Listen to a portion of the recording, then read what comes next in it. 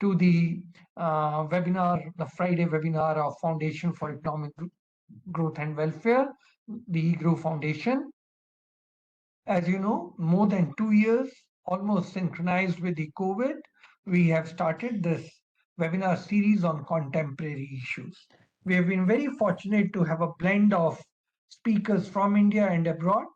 We have also been very lucky that we have had 2 Nobel laureates come and present on this webinar. We have had professors from all across the world, including Harvard and Stanford, to come and speak to us. It is in that very continuity that we are having on a contemporary issue the discussion today. The topic for today, as I've just mentioned, this month we are dedicating to the budget. The topic today is extremely interesting topic, something very, very interesting for me, at least, because I've been looking at demonetization and I've been looking at the before demonetization special bearer bonds. And then when I was reading about India's public finance history, I was surprised in 1946 also. The Reserve Bank came into existence in 1935, but in 1946 also a 1,000 rupee note had to be demonetized, which had been introduced in 1935. So I've always wondered what happens on the public policy, what's happening on the fiscal policy, why the tax to GDP ratios are always so small and dismal. Why can't we cross the threshold of 20% of GDP, where rest of the world is in the range of 35 to 40%?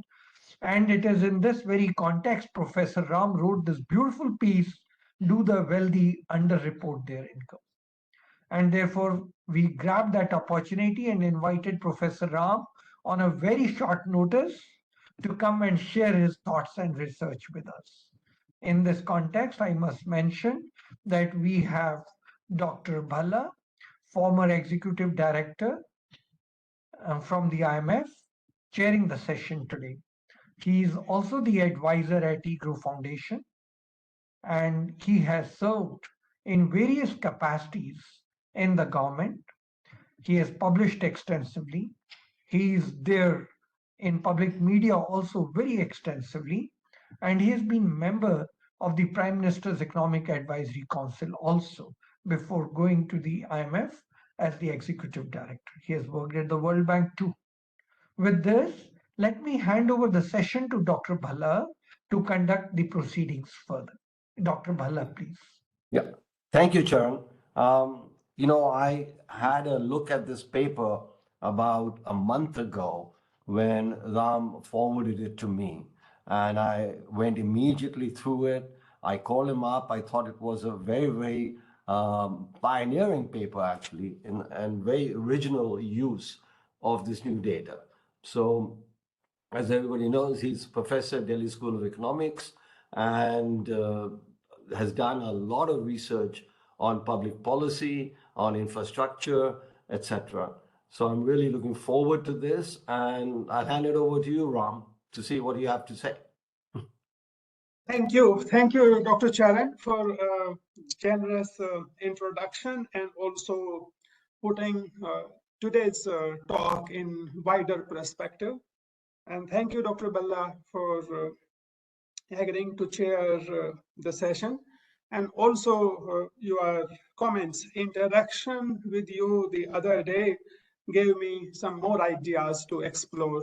So I have benefited during the course of this study. I have benefited from my interactions with you, which are duly and gratefully acknowledged. So today's topic is do wealthy underreport their income? This question becomes interesting in its own right, but since the budget is also around the corner, there's perhaps a wider interest in understanding, in answering this question. So on one hand, there are demands, there's a clamor from various sections of society that the budget, the tax regime should be rationalized, tax rates should be reduced. Corporate India, wealthy sections of our society, their clamor is for reducing tax rates. their argument is that their income is subjected to multiple taxation and is overtaxed. So it's today's talk comes in that context. So first, a few words, other than that, this question, this topic is directly related to what Finance Ministry must be mulling over, wrestling with whether to increase tax rates or decrease tax rates, and how to increase the tax base and how to increase tax collection. This struggle has ancient foundations within India also. From Arthashastra, we know there are three beautiful words that capture essence of the struggle that state a sovereign faces, which is that kosha mula danda. So the cost, the treasury is foundation. Tax revenue is foundation, is critical for well-being of a sovereign of the state. It remains equally true. It is even more important today because we are being ambitious, and we should be ambitious in promoting growth, in also promoting inclusive growth. That means two things, at least two things, that we should be making capital investment, we should be expanding our infrastructure, logistics, we should also be making investment that is green in nature. And also we want to take everybody, every Indian along in this growth process. For both these reasons, it's important that government finances, public finances are in good shape. And for public finances to be in good shape from revenue side, it's important that the tax revenue, tax collection improves, because our tax GDP ratio, it remains low. It has improved during last 2-3 years. Actually, there's a trend towards improvement, but it still remains low. So the other reason why this issue is important is that if wealthy groups in any society, if wealthy groups can get away by paying tax only on a fraction of their income, that means that the larger fraction of income can go untaxed or can get taxed at a lower rate. And this process can render tax regime to be regressive. We want tax regime to be progressive and not regressive. From this viewpoint also, it's important to know how different sections of society are meeting, what are the tax obligations for different sections of the society. Since the tax obligation directly depend on the reported income, therefore, at the core of all these issues is the income reporting behavior of different wealth groups. If we underreport our income, that means that our tax liability is less than what it should be, so the question is at the root of public finance, at the root of welfare economics, and more generally, issue of equity. Now, question now we should ask is, what do we already know about income reporting behavior of Indians? So before I present my research findings, this question is what motivated me. And it turns out that we can ask, all of us in this meeting can ask this question: what do we know about income reporting behavior of Indians? So as I said, what we know from media reports is that corporate sector, better off sections of society, they seem to be demanding that cut down, rationalize tax regime, reduce tax rates, because they feel that their income is overtaxed, it's subjected to multiple taxation. Salaried class also has been asking for tax reduction in tax rates. They also feel overtaxed. Now, annotation request denied. So these are the demands. At the same time, there are media reports. If we look at media reports, so I'm sure you have seen these news items that are presented here on this slide. So every year, some newspaper, some magazine will publish saying that, for instance, last year it was Akshay Kumar that was claimed, that was reported to be highest income taxpayers. In other years also, generally it will be some movie star, one movie star or the other, or a cricketer. that gets reported as highest income taxpayer. Remember, your tax obligation directly depend on income you report in your personal account. So putting two and two together, it means that under the personal income category is the movie stars and cricketers that report highest income. Surprisingly, wealthiest of Indians do not figure in this list. I'm sure you have seen such reports, but it's generally dominated by cricketers and movie stars and not by wealthiest of Indians. People who are on the Forbes list barely appear on. So this is what we know from, this is the kind of information we have from media, from other sources available so far. Now, next question would be, what do researchers know about income reporting behavior? So that's about the first we looked at what educated Indian who care about what's going on. They know, all they know from media report is that wealthiest of Indians are not among the highest income taxpayers. What do researchers know about this issue?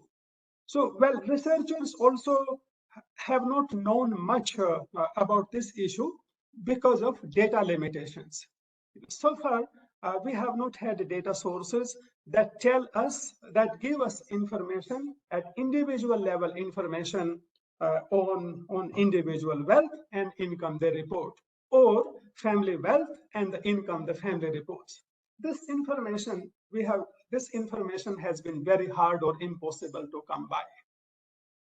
So, and therefore, researchers have not known much on this issue. And therefore, it is an important public policy issue and also research issue.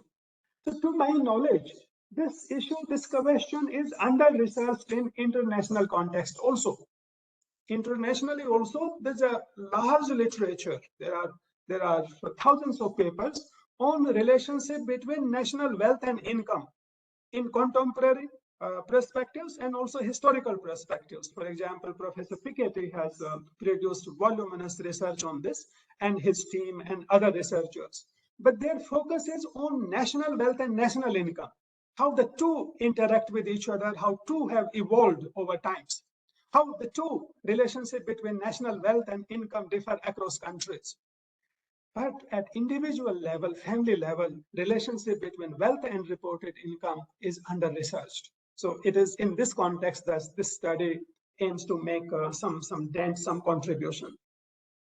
So in what I'm going to share with you is the relationship between empirical findings on the relationship between individual wealth and reported income, family wealth and reported income. I will also share with you the implication corollary of this exercise, which is the relationship between wealth and tax obligations, income tax obligation.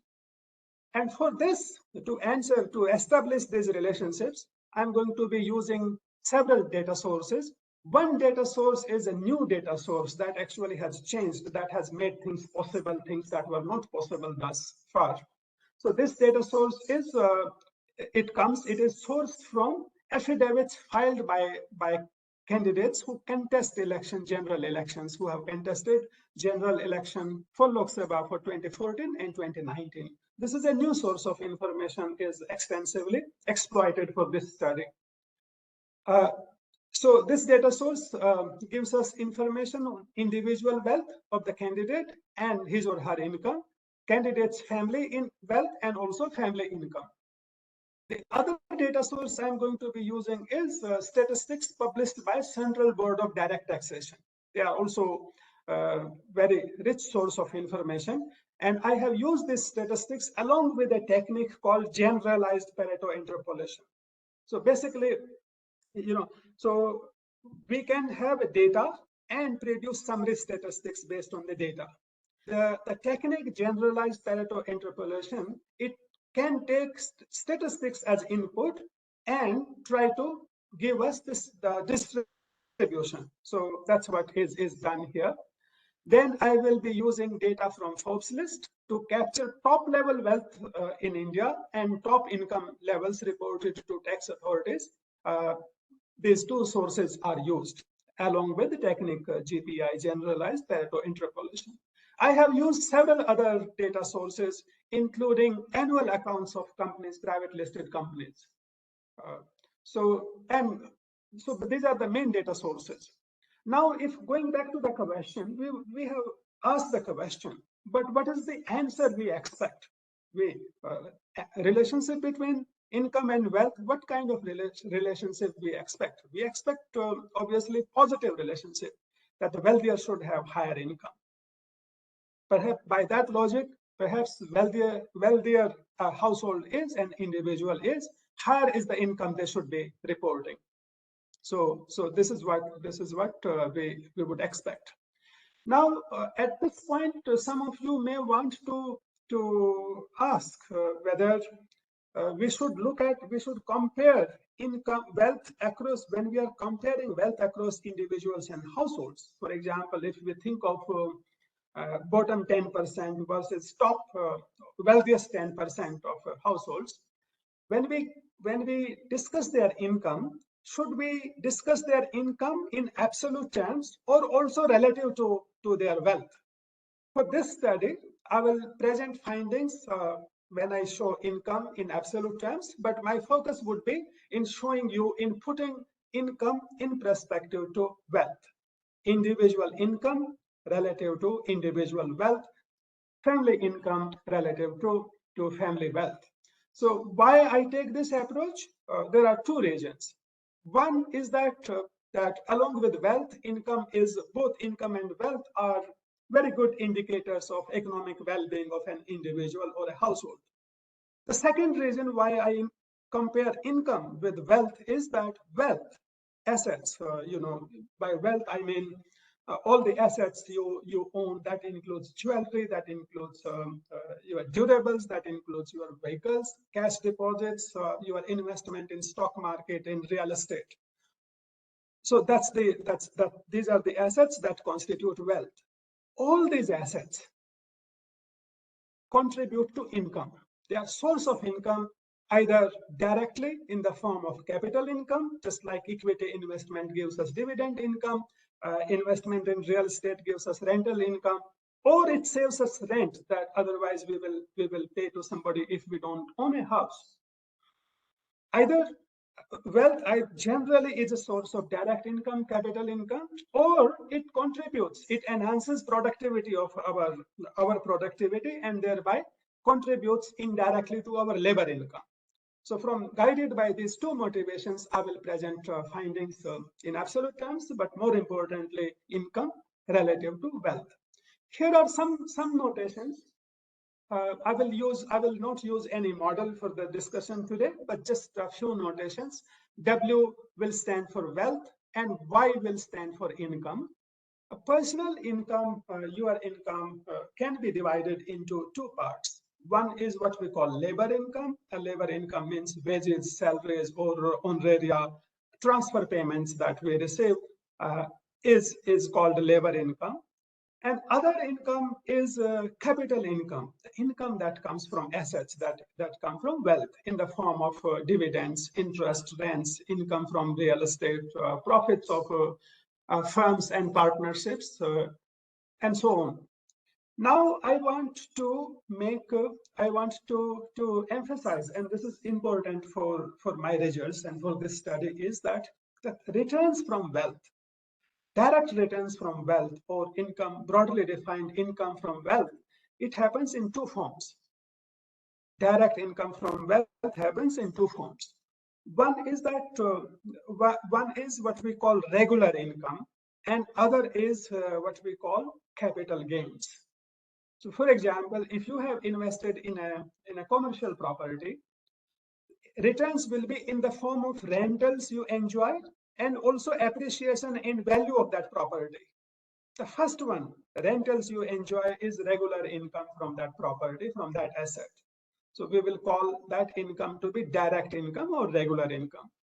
Appreciation in its value is indirect returns from indirect income. So that's the distinction we will make. In terms of, it is also important to remember that income tax law requires us to report only direct income from assets from wealth. Indirect income in the form of capital gains, as long as they remain unrealized, are not required to be reported. So these clarifications will be useful. Now, last piece I need to give you good understanding of the framework, analytical framework I have used is, to give you a good sense of that, I just think of three types of assets.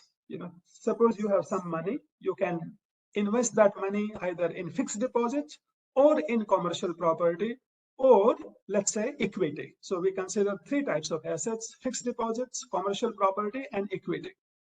Each of these assets, each of these forms of wealth will give us direct income. So for example, fixed deposits, from fixed deposits, we earn interest. So interests are the direct income. Fixed deposits do not lead to indirect income because there's no appreciation in value. If anything, there is depreciation in worth of money that you deposit in fixed deposits. But point is that that there's a direct income related to it, and there could be indirect. In this case, it could be negative. For commercial property, we have seen that rentals are direct income, appreciation in property value is indirect income. And for equity, the direct income, regular income from equity investment through mutual funds or in the stock market happens in the form of dividends we receive from that investment. And indirect income is appreciation in value of the stocks that we own. So now in this specific example, if I ask you the question, what is the risk profile of these three assets among fixed deposits, commercial property, and equity? Generally, people will agree that fixed deposits are safest and equity is the most risky. Commercial property lying in between.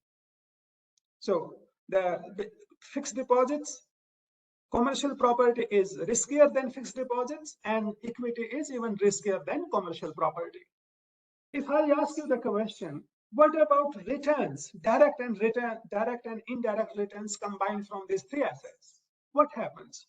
There are empirical studies showing in Indian context and elsewhere that the returns, total returns, go hand in hand with riskiness. Riskier is an asset, more rewarding it is in terms of returns. So risk and total returns go hand in hand. But what about the relationship between risk and direct income? In this example, it may appear counterintuitive to some of you, but there's an inverse relationship, even though there's a direct relationship between risk and direct return, total returns, but there's an inverse relation between risk and direct returns. For example, fixed deposits are safer, but the returns, direct income, is highest. So rental income would be at most 3 to 4, in some cases 5% of property value.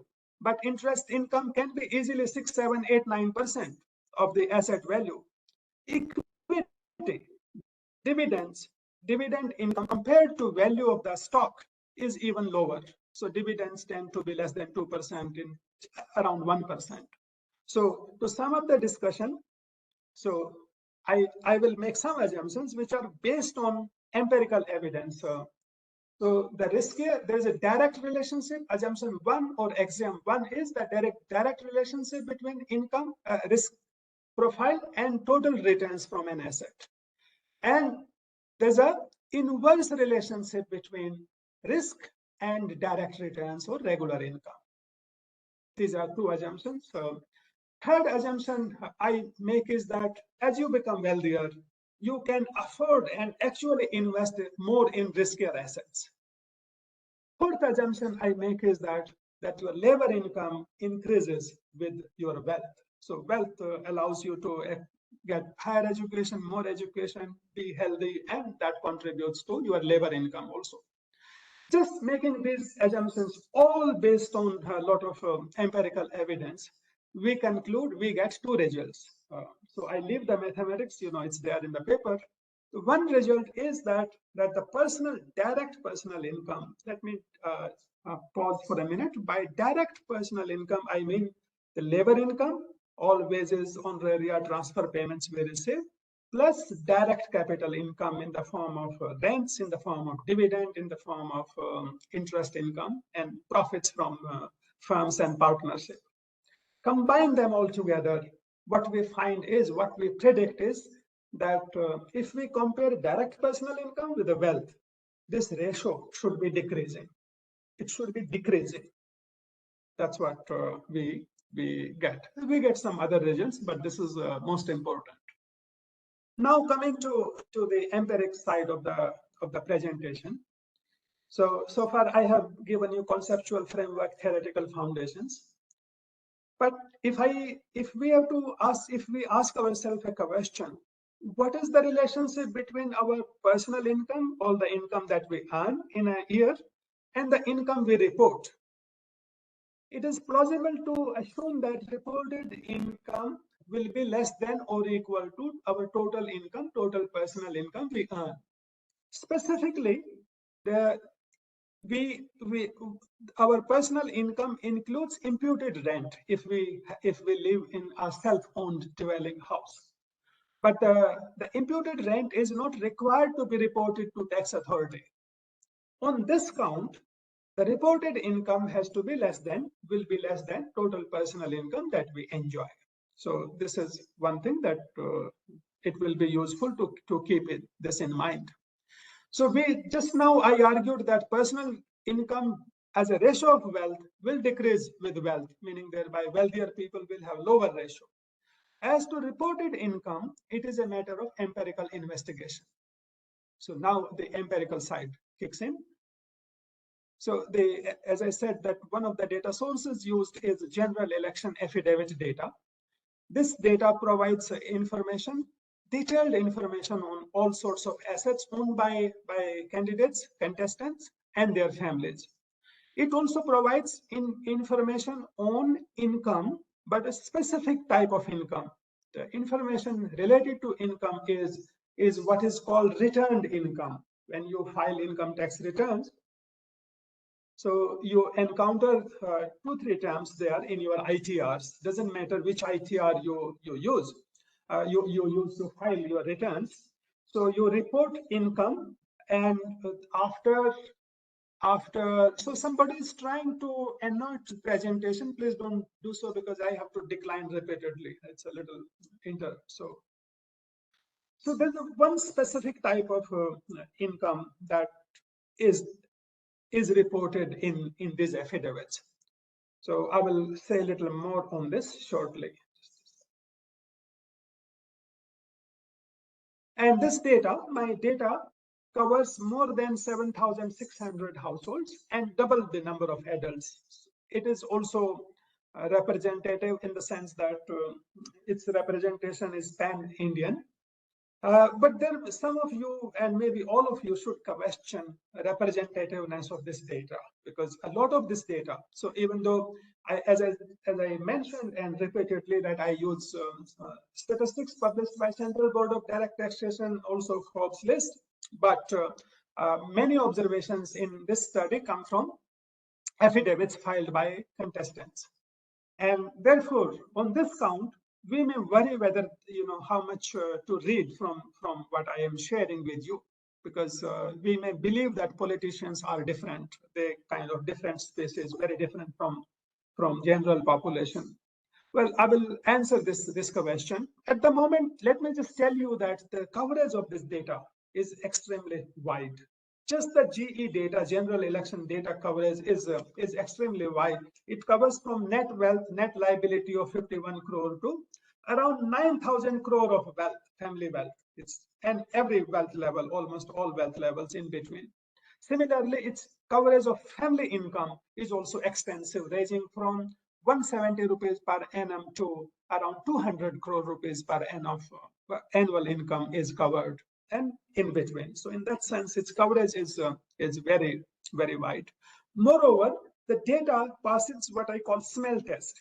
You read a lot in media and reports that wealth is concentrated in very few hands. 10% of Indian families own 70%, more than 60% of wealth. That kind of concentration comes out in this data also. So and therefore lending it some credence. The other thing is, other interesting thing about this data is what is that we find that wealthy people invest more in risky assets. This was one of the assumptions I had made. Here I present you an evidence coming from the data discussed, studied in this paper. So as you know, so on horizontal axis is like when you look at horizontal axis, you can imagine that households are arranged in an ascending, in increasing order of their wealth level. Households around here, bottom 5%, bottom 10%, they are least wealthy. Households here are very wealthy. So these are Forbes listed households. What we find is that the equity investment, the gray plot, it shows you share of equity investment in total wealth. Share of equity increases with wealth level. Wealthier invest more in equity. Actually, if we combine risky assets, bringing in real estate, non-residential, non-agricultural real estate, then the riskiness of assets they invest, wealthier you get, more riskier investment you make, because it is rewarding, more rewarding in absolute terms. So that's what we find. Other thing that makes this data plausible is that you remember early on I mentioned that in media only cricketers and movie stars figure as top income taxpayers, people who report highest income, not wealthiest of Indians. That also comes out in this study, in this sample also. So if we look at top, if we in the study, in the sample, if we pick up wealthiest 100 households, then only around only, if we look at 100 wealthiest individuals, around 40%, only around 40% report income that belongs to top 100 income levels in the data. So there's income and wealth, they don't really, they go hand in hand, strictly speaking. So wealthiest are not the one who report highest income always. So now, so I want just one more clarification out of the way, and then I'll be ready to present my results. So, and for this, it will help if you think of yourself as a taxpayer. When you file income tax returns, or when you have to report your income, the income you report can be divided in two categories. One is the income. So, and for specifically, we can think of, you know, suppose you have a salary income, and you also have agricultural income, farm income. Your total reported income will be income you report as salary income, and also income you report as a farm income. That sum of the two will be your total reported income. But this income can be divided into two categories. One is income taxable, that's a salary income, and other income that is tax exempt. So these notations, YR is total reported income, R as in reported, YT is the income reported as taxable, and YEX is as in exempt, income reported as exempt income. In this simple example, your farm income will be reported as YEX, exempt income, and salary income will be reported as a taxable income. So total reported income is sum of YT, income you report as taxable, plus income you report as a taxable. By definition, reported income is greater than equal to YT. Last clarification is that even if you report your salary income as a taxable, all of your salary income doesn't get taxed. You get some standard deductions. You enjoy standard deductions. So even though you report, say, let's say 10 lakh as your salary income as taxable income, but you may end up paying tax on, let's say, on 7 lakhs out of 10, because you enjoy standard deductions of, let's say, 3 lakhs. So summing up the discussion, conceptually, first I have defined personal income, total personal income, then income you report, reported income is less than your total income, your taxable income is less than income you report, total income you report, and actually taxed income is less than the taxable income.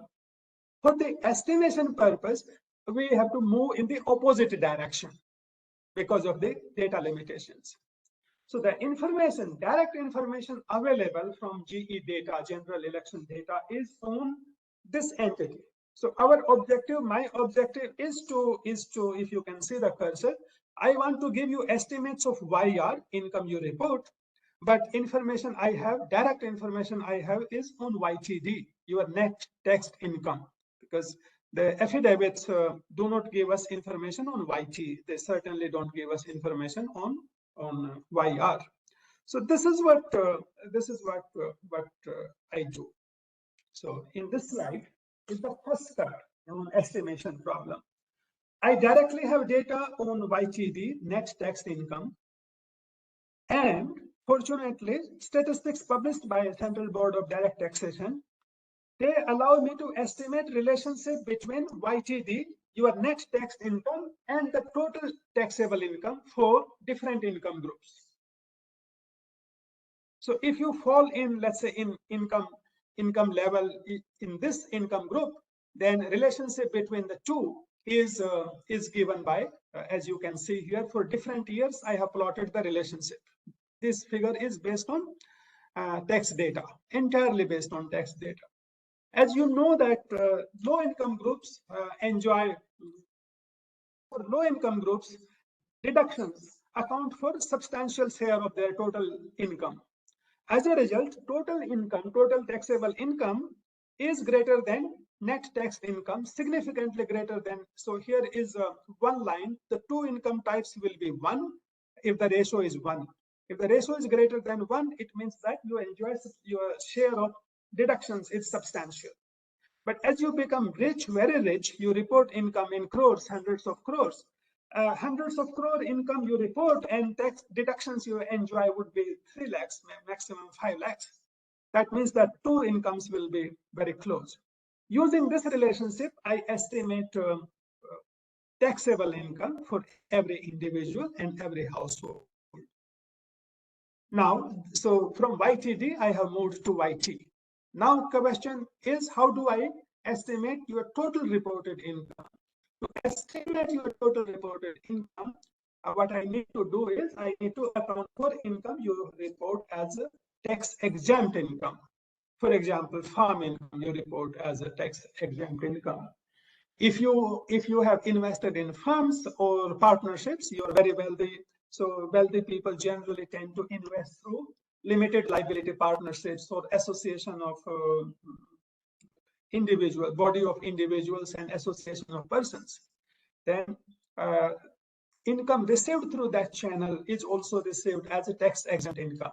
So the question is, how do we estimate exempt income? For this, I have estimated a range of agricultural income, income from commercial property, income from equity capital. So it is on this count that there's an uncertainty in the study. So in view of the uncertainty, I have estimated range of exempt income. Basically, I have estimated lower bound, plausible lower bound, and plausible upper bound, and we'll show you everything in between. So, Dr. Bhalla, can I have another 10, 12 minutes?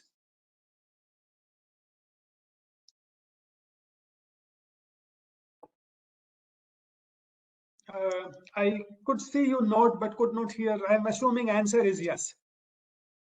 Yes, but I would like you to get to the results as well as the implications, which is what you're going to do next, and the implications of those results, what you had mentioned in the introduction, etc. Then we can close. So we are all set to do that now. If you give me 12 to 15 minutes, so next every single second will be on these issues. So if we compare wealth levels with the reported income level or taxable income level, so this is the relationship. I want first you to look at the lower plot. So here on horizontal axis is the households or individuals arranged in increasing order of their wealth. So here, so bottom 5%, next 5%, and so on so forth. So here we have households that appear in top 85 to 90 percentile. One can see from here that that the reported, whichever form of income we take, that income increases with wealth. So if you can see the plot above it, this plot is for the entire spectrum. And what is, so here in the plot above, this curve appears horizontal, but it is not. It is like this. It is increasing on average. Income, reported income, all forms of income reported, they increase with wealth. But there's a real explosion of income at the top. If we look at top 1%, top 0.1% Forbes list, so for them, all forms of income, reported income, kind of explode. As a result, this plot looks very steep. So this looks fine. But if we compare reported income with wealth, then we get completely opposite picture.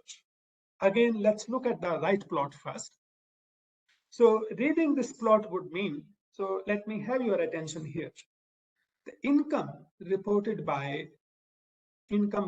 as taxable by 0.1%, 10% of wealthiest 1%, it amounts to only 2%, or actually less than 2% of their wealth.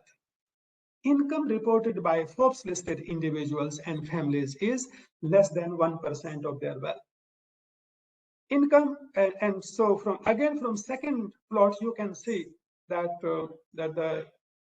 the income relative to wealth, it decreases continuously with wealth. The left-hand plot presents the picture for entire spectrum, from least wealthy to Forbes listed individuals and all wealth levels in between. What is clear is income, whether we look at individuals, look at household, reported income relative to wealth, it decreases continuously and sharply with wealth. So that is what that's what we are getting. Now,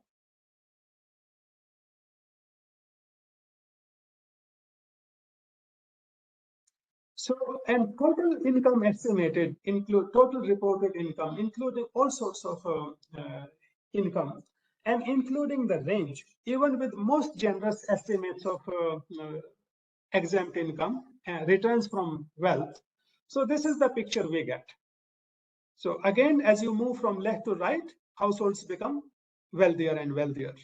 So let's say this would mean that the households at the middle of wealth pyramid, they report income that is less than 14% of their wealth. Households, that top 20% households report income that is less than 8% of their wealth. And this ratio keeps on decreasing and decreasing till it reaches less than 0.5% of wealth for super wealthy households. This is true for households, and the same is true for individuals. So the two things come out of here. One is that the income relative to wealth, it decreases. The reported income relative to wealth decreases with wealth, and it falls to a very low level of less than 2%, less than 1%, less than 0.5% at the top of the wealth pyramid. So now these results, so these are, here I have given you empirical sense, the numerical sense of the results. These results stand econometric scrutiny. These results, in the sense that when we regress reported income as a ratio of wealth versus log of wealth, and we account for shares of different assets, right? Let me just, we need to wind up pretty soon, Ram. Yeah. So, and then, so here from this result, there are three important takes away. One is that the result, the significant level of these results is extremely high. At 0.1%, the results are statistically very significant. Other thing that comes out is that for every 1% increase in wealth, the ratio decreases by more than 0.5%. So systematically, the income, reported income relative to wealth decreases. Third thing that comes out is that the greater is the share of agricultural land and commercial property, less income you report. Fourth thing that comes out is something that should interest us all. So Dr. Charan Singh mentioned about the currency withdrawal and other policy measures. That effect is also visible here. So if you look at the dummy for D2019, this dummy gives us sense of it compares income reported in year 2019 versus income levels that were reported in 2014. Between 2014 and 2019, several policy measures were announced by the central government, including withdrawal of currency, including Benami Property Act. What we see here is that in this fairly large data set, income reported, hold wealth level same, hold professional choices same, hold education, gender, everything same. Income reported was higher in 2019. So I attribute that to policy measures taken by the government. Yet other thing, finally, the important thing that comes out of this regression analysis is a point that I mentioned early on, that some of us may doubt data related to politicians. We may feel that they are more dishonest than rest of the society. Actually, my argument is opposite is true. I argue, and what I say is that the more serious politician you are, so first of all, we have to make distinction between your means of, if you are a politician. I am not talking about validity of the means you adopt to earn wealth and income. I am talking only about disclosure. Whatever wealth and income you have, you report your income more seriously if you are seriously in the reckoning. That's the message that comes out here.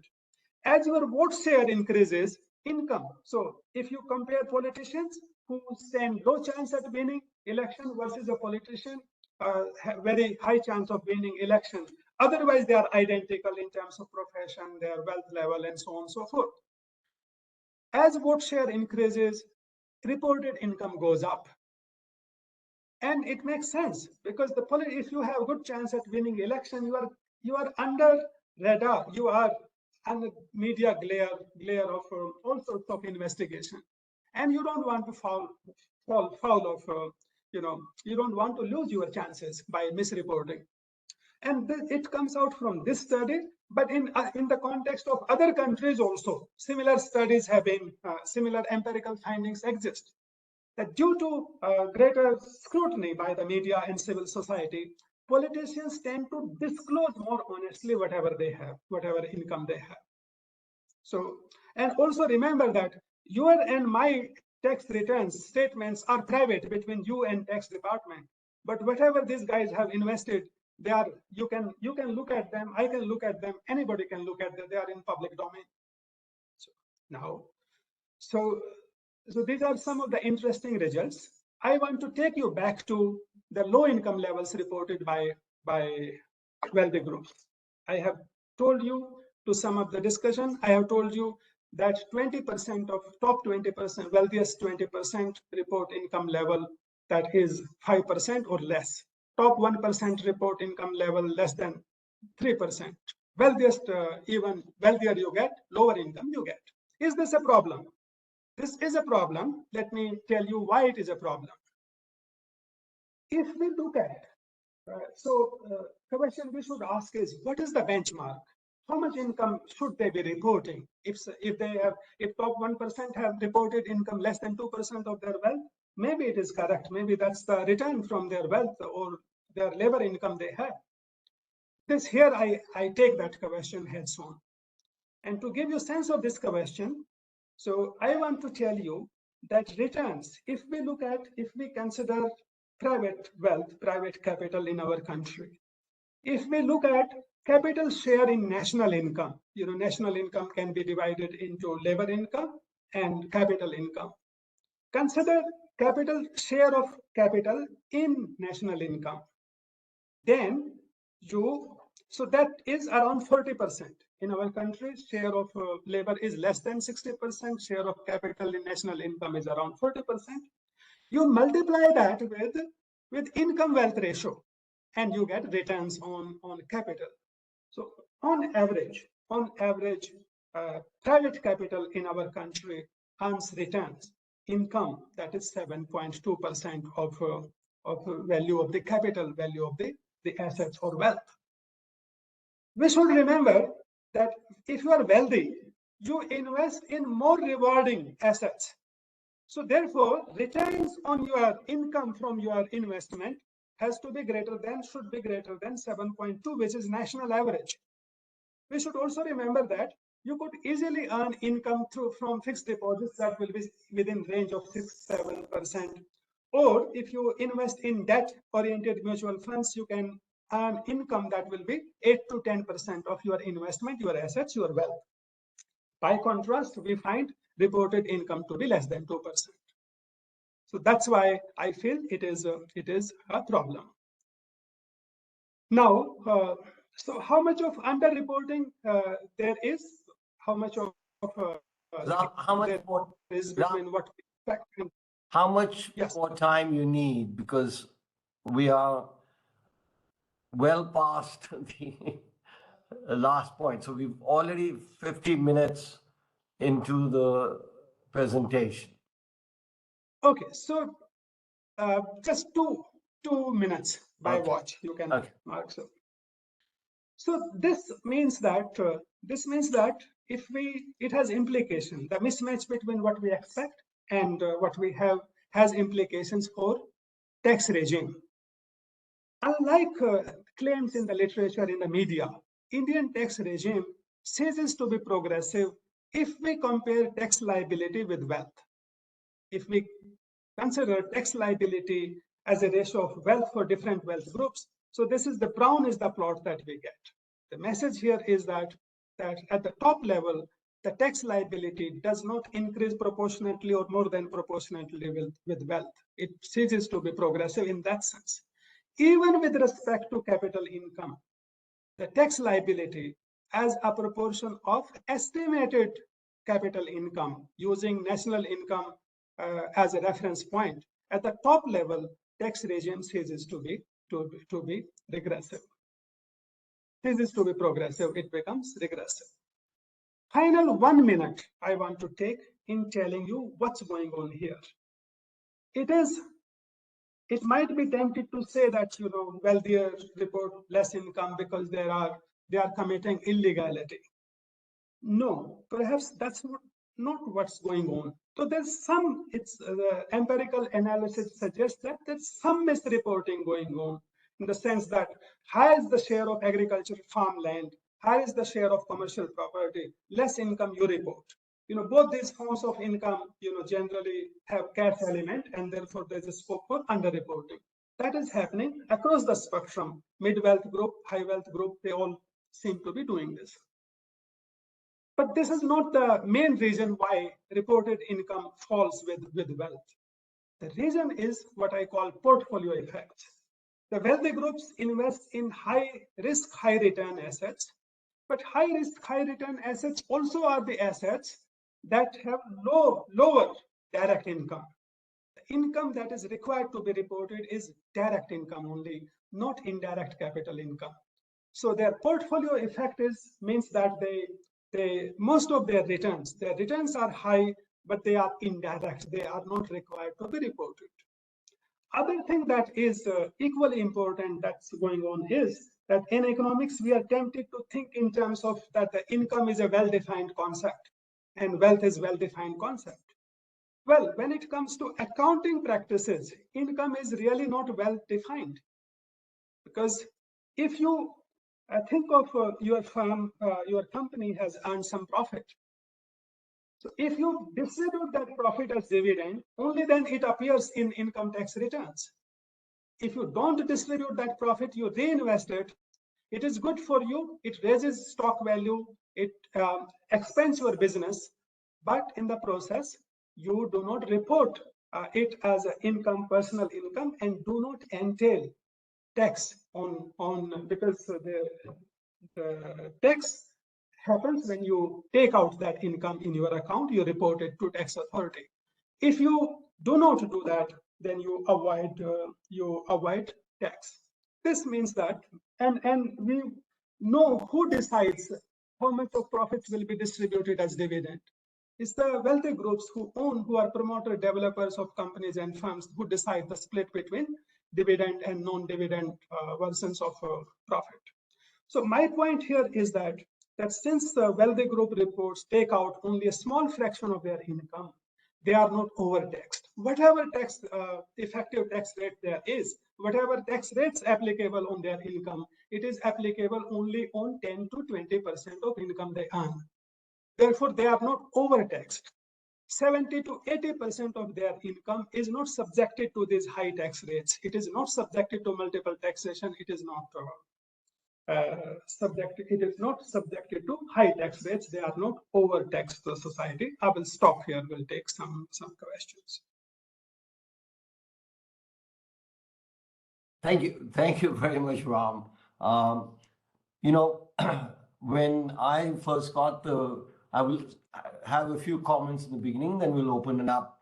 I don't know how much time do we have for questions, Sharon? So totally up to your discretion. It's a very interesting discussion and also a very interesting topic pre-budget. So I totally leave it to your discretion. Okay. So let us go at least till 7:45, if not slightly longer. Now, you know, when I first got the paper and my reaction to the paper remains the same as it is today after the seminar, as well as reading the paper.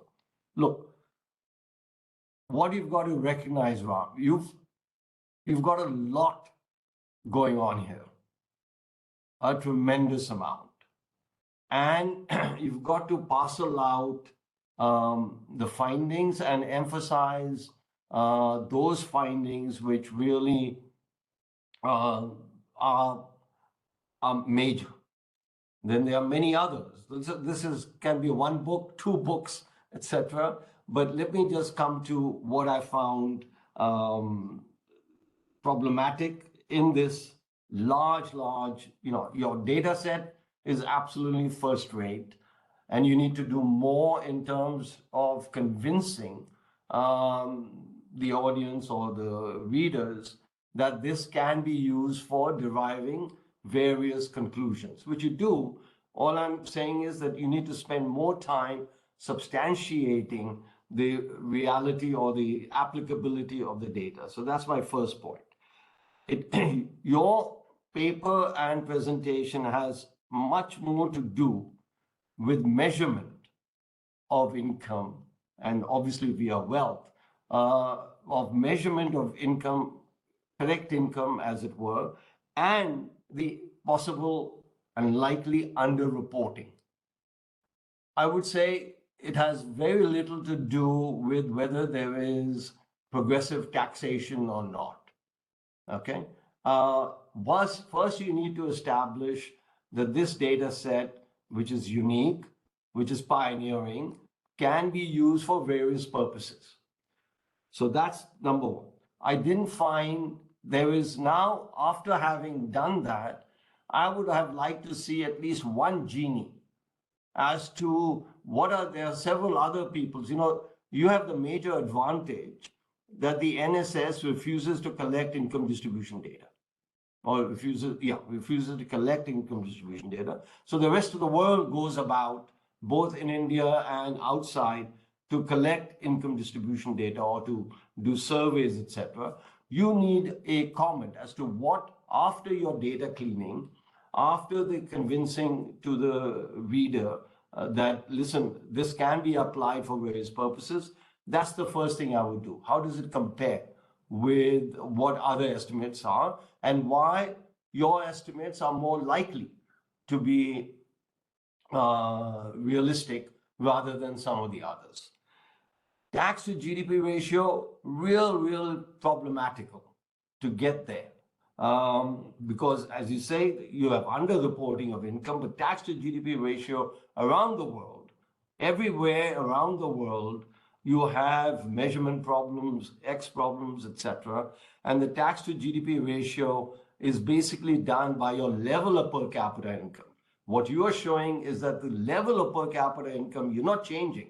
You're just saying that the rich underreport their income, etc. So that's a separate field going into the GDP, whether GDP is correct or not. So I would avoid at this stage, and that's, you know, you've got a rich data set, you've got a rich mind, and you need to exploit it properly.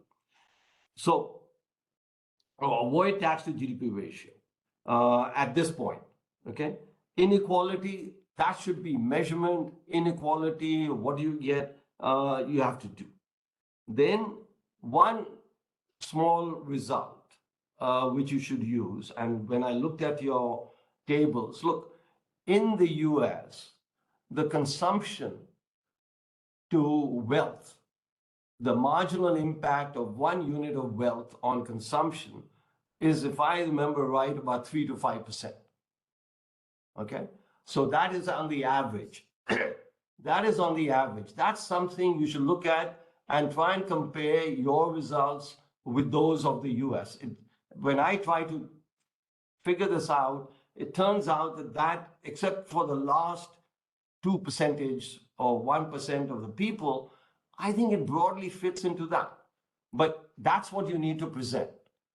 That will, so in other words, if it compares, and US has a very good history of measurement errors and so on and so forth. There's more knowledge. The IRS incidentally publishes data as to how much of the reported income in the US, and this you can get from 2006, is different than what they think the actual income of an individual is or household. And the number is around 82%. They capture 82%. 18% is missing there as well. So anyway, that's, I think you can be very productively, and you should be very productively occupied with this for the next 6 months at least. This is very rich. This is fantastic. But I would, as we saw in the seminar, you just have too many results. And, I should be the last person to criticize you on that, because everybody else criticizes me for the same, as we have seen at Nirvana, etc. So I speak from experience. You've got fantastic base. You've got fantastic results. Too many results, too many ideas. And, it's also very positive. You can have several papers coming out from this. Okay. Now let me see. Charan, how do I open it up? Is there, or you want to take over the... No, there are questions in the chat box, so you and Okay. Professor Ram can decide the priority. I have a very simple question for Professor Ram. Professor Ram, really thankful to you for firstly accepting and then delivering such a good talk, while Dr. Bhalla has gone into the technicalities and details. My question is very simple relatively. Now that you have mentioned it, you've documented it, you've scientifically analyzed it, we always had this fear that the rich get away with paying very less tax. But you have scientifically analyzed it and shown it now. My views are, from a public policy angle, in the budget, what would be your recommendations? Means I'm totally in agreement with you that fear was always there. You have genuinely brought it out and analyzed it. You are also aware in our own country, there have been rich industrialists who have lived all their life in company guest house, quote unquote, company guest house, and have gone abroad for the best of treatments because that's what they were eligible as MD of their company, and incurred no personal expenditure. So we did not know how to document it, analyze it, and you have helped us by doing so. Way forward, what would be your recommendation? Thank you. So how should we go about it, Dr. Bhalla? Should I respond? Should we collect questions or Yeah. Reading through the chat box, there's one interesting question that arises, and this is something right up your expertise as well, and this paper on what are the implications for taxation of agricultural income. In other words, if you've got the rural households as well as urban, or you rural politicians as well as urban, and what do you derive from that? What are the differences between the rural and the urban politicians? So that would be a useful area to explore as well. And yeah, and I think maybe you can answer some of the questions now, and then we go to the next round. Okay, all right. So I will go in the reverse order, take up the last question first. You know, so taxing agriculture income is a hot potato. But it seems like, we are not approaching this issue from right perspective. On one hand, we say that 95% of farmers are small, medium, and marginal, and very little income. At the same time, we are super touchy when it comes to agricultural income. For example, so taxing agricultural income, like taxing salary income, doesn't mean that you actually have to pay tax. You earn. Today, you can have annual salary income of up to 5 lakhs and pay really no tax. If we apply same logic to farm income, 99% of farmers will immediately be out of it. And even for remaining 1% farmers, I doubt how many of them will be effectively, hurt by taxing agriculture income, farm income. At the same time, so therefore, so this is one issue. It is, so it is very vulnerable to political manipulations, and therefore one understands why government don't want to go there. But if we go by the reasoning, then allowing deductions, we can allow even more deductions for farm income. But in principle, not taxing it at all is not something in our wider national interest. Also, the problem is that I'm not recommending that we tax farm income because we'll get a lot of revenue from there. No, that's what not will happen. What this study shows, and people like Dr. Bhalla, Dr. Singh know already, that people use farm land to report their income, ill-gotten income, as a farm income. I showed you as that comes out very clearly in this study also. If we start taxing farm income, then some of these practices will stop. That's why it's important to tax farm income. There's a lot. There are audit reports also, and it is out in the study. Now, Dr. Charan Singh, your question is hard to answer. What my recommendations would be if I don't have to keep politics in mind, then my recommendation would be bring in tax on farm income. At the same time, announce that 99% of farmers will remain untouched of it. It will raise our tax collection for sure. The other thing that I would recommend is that the finance minister should not fear that Indian corporate sector is overtaxed. No, they are not. Some people, some politicians, some commentators, including in our country, argue for consumption tax and abolition of income tax. But we know that our consumption expenditure, Dr. Bhalla implied in his remarks, is always going to be less than our income for top wealth levels, for wealthiest. So if you abolish income tax, you will be taxing even a smaller proportion of their income of the wealthy groups. It is important to retain income tax also, even then it has a limitation. So ideally, one wants to increase profit, corporate tax. The problem is that, so the answers, why I say the answers are difficult, because there are so many complications, wheels within wheels, so many moving parts simultaneously. The split between, in my view, the primary reason why we have low income reported at wealth level is that a very small fraction of profits are taken out into individual accounts. And it has a lot to do with the tax on dividends. It has a lot to do with the divergence between corporate tax and additional tax that comes in the form of dividend distribution.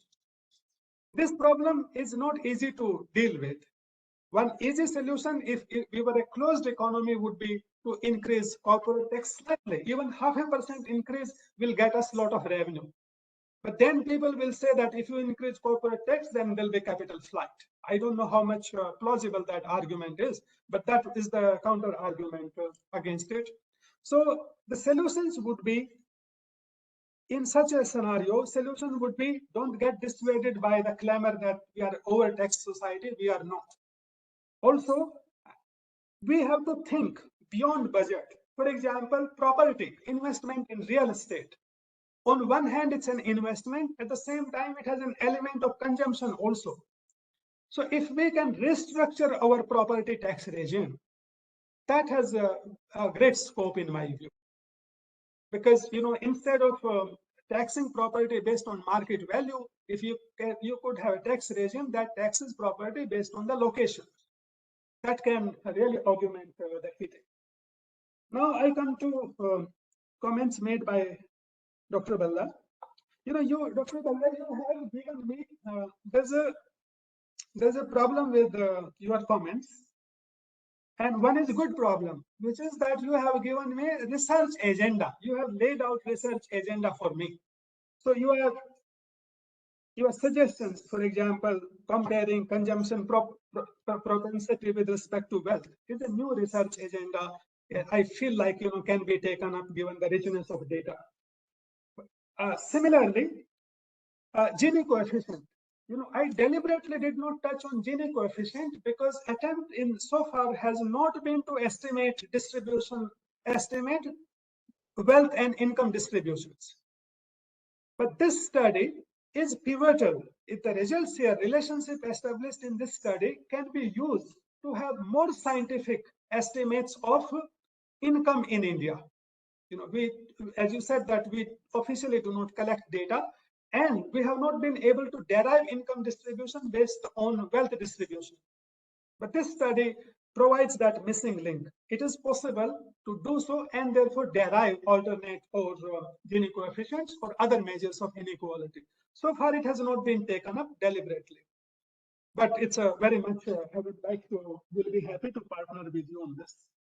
So I want to object to two of your comments, which one is related to that, that it has very little to do with tax as such, and tax GDP ratio, that lining of reasoning, that questions. You said you think that the study questions our GDP numbers. It does not, because GDP numbers come from national account systems. I do not question, I take them as sacrosanct number. What I am questioning is the income that appears in individual accounts. The distribution of our national income into what remains with corporate, what comes out in individual accounts. It's there. The study is focusing and is picking up issues. On that count, it shows that whatever income gets captured in tax data, not in national accounts data, but whatever income gets captured in tax data, that is a tiny fraction of income enjoyed by wealthy groups. That I argue, that I feel I establish very persuasively. And as a result, related to this is that since there's a tax data captures only a fraction of income at the top, the tax regime, the tax liability relative to wealth and tax liability relative to actual income is not progressive. This would be my response. We can take the next round of questions. Let me, for not to be answered here, but if you want a research agenda, another one, you've got the first survey is before demonetization. The second survey is after demonetization. And in there, by looking at your results, what are the implications for tax compliance, which is very much associated with your fast on measurement and underreporting. That's a, now we are 15 minutes more is maximum, but I'm trying to look at if we can. I think Mr. Subhash Kumar Pandey would like to ask a question. Yeah, go ahead. And you take over because you're better at this than I am. Yeah. Yeah. Good evening, Professor Singh. Excellent analytical presentation.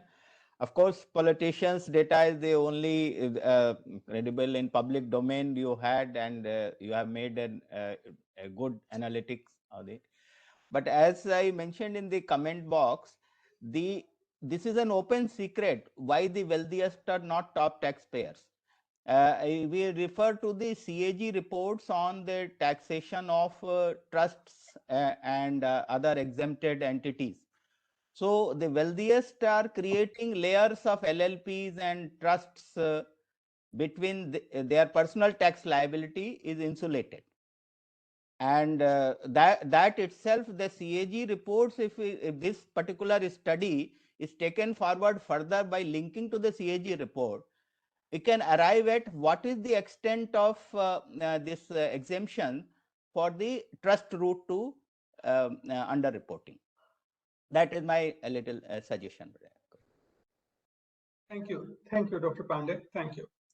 So can I respond quickly? You know, both are very interesting questions, and they relate to study dimensions which I could not cover so far.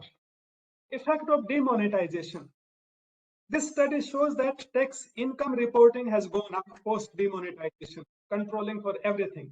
Other things held similar. There's more income reported post demonetization.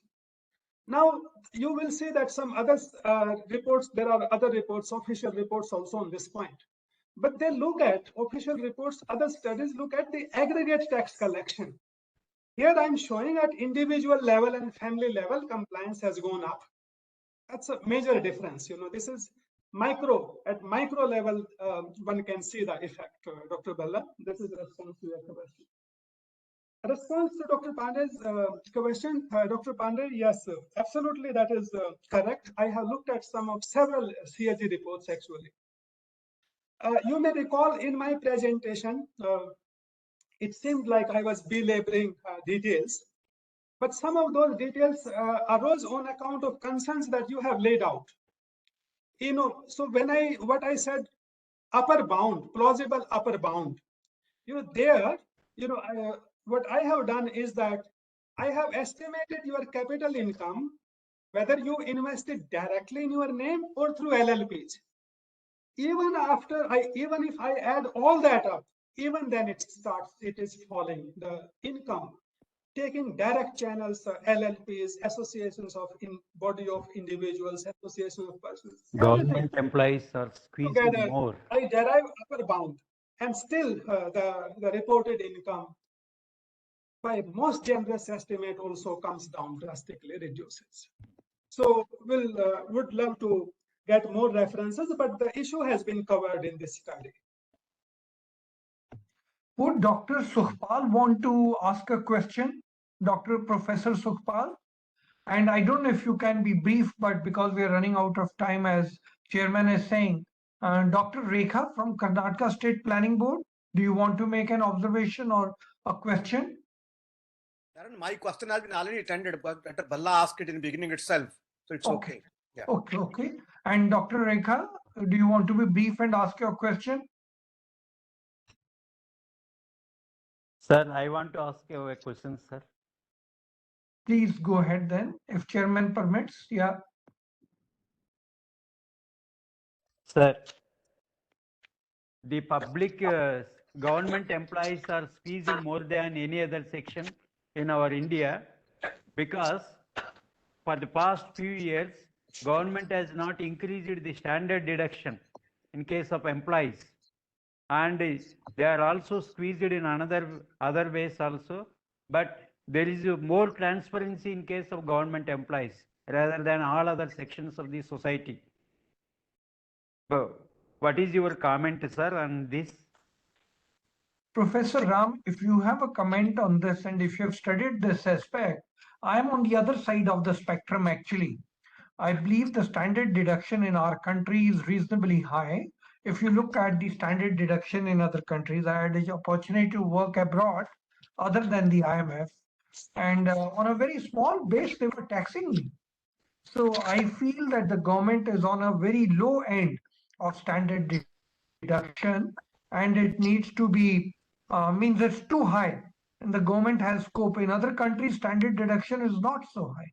So if you have studied the standard deduction thing, I would like to, if you're responding, I would like to factor in my question too. My quick response to these two questions is twofold. I agree with Dr. Sharon that standard deductions are relatively high relative to median income levels. Standard deductions are high.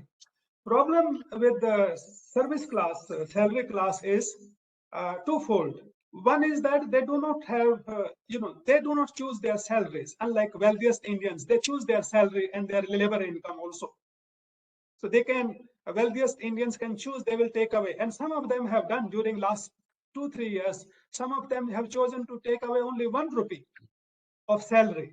Is that good for country? No, because we lose out on tax on the foregone labor income that is reinvested in the company. That choice is not available with salary class.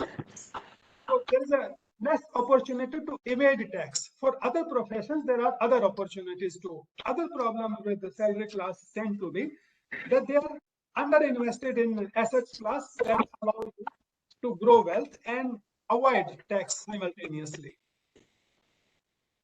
This comes to my final recommendation with the budget. If we can persuade the income tax department, finance minister, that for wealthy groups, people who report income in crores, also that ask them to report their wealth levels also. My belief is will make a lot of difference.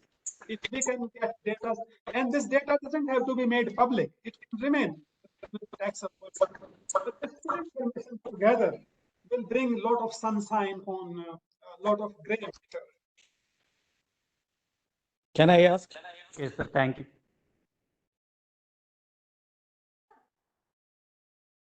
I have a simple question.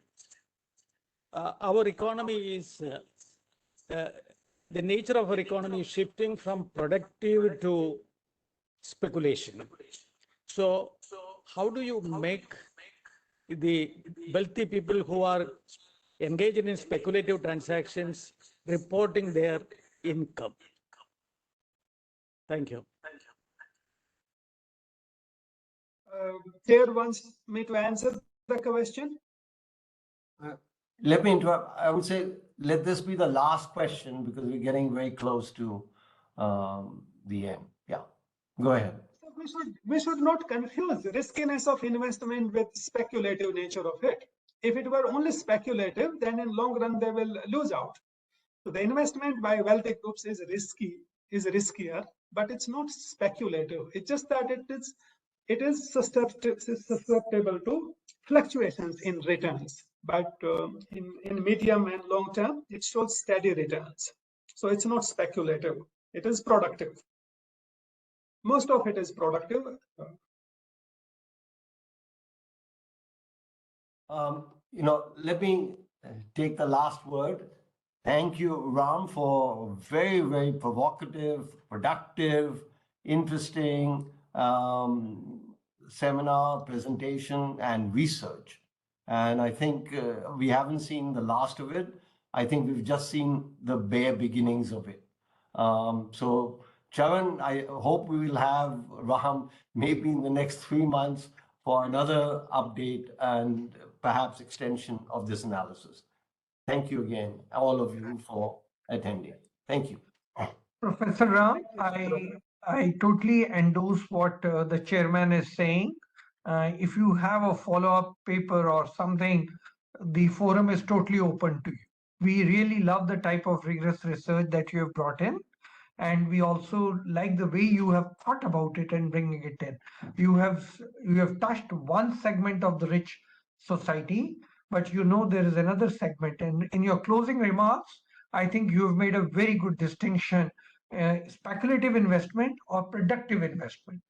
I must mention here, sir, Chairman, sir, if you permit me, at IIM Bangalore, I had written a paper on saying that the wealthy bring in jobs in a demographic country that is of prime importance and priority.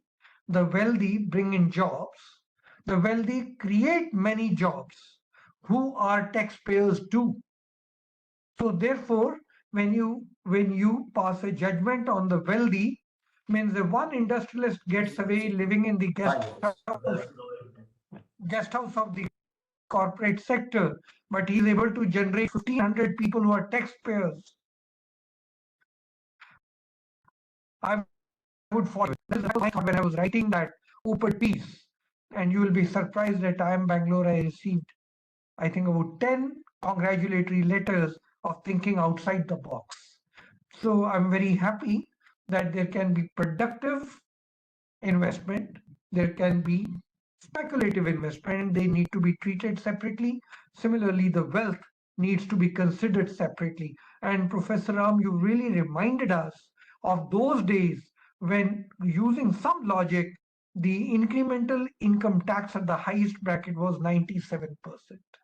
Right? And we had to scale it down, keeping the Laffer curve in mind. But I'm sure if you keep the Laffer curve in mind now, we will not increase the tax envelope. So your analysis is so beautiful.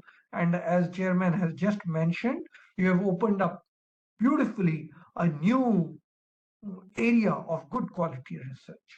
With this, I must thank the Chairman for sparing us the time, for sparing time and being with us. I want to thank you, Professor Ram. As you know, I made a request to you just last week and you agreed to. I'm so thankful to you. I'm also thankful to the person whom we had to move out today and bring him in later because we are chock blocked till end of March. I want to thank the participants for enriching the discussion today. Next week, we have a discussion from Professor Kulkarni, who was a professor at Denver, and he's speaking to us on a very beautiful topic, in search for a new world economic growth. Is USA losing the leadership? So I would invite all of you, and he's going to be talking to us from Denver. So we will have to time it a little late. We are going to time it from 8 p.m. to 9 p.m. I would invite all of you to please come and enrich the discussion, participate and benefit from the discussion. Today's discussion will be on our website tomorrow by noon. I would welcome you all to listen to it and probably share with your friends as it has implications for all economists, especially people who work on fiscal policy. With that, let me thank all of you once again and let me conclude, wish you a good night and a great weekend. Thank you. Thank you. Thank you, Dr. Singh. May I request a record of this chat? I would like to see the questions and comments, if it is possible. Okay. If it can be. I'll see if we can save it and send you.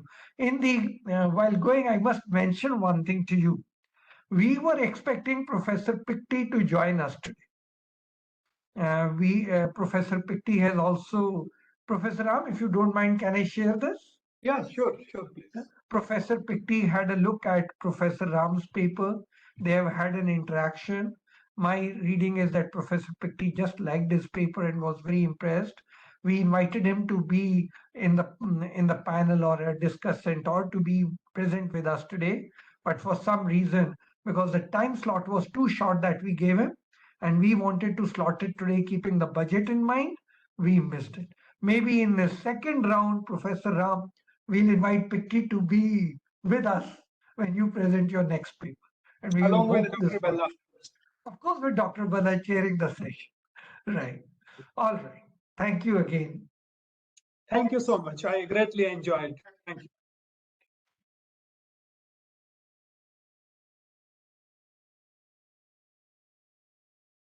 We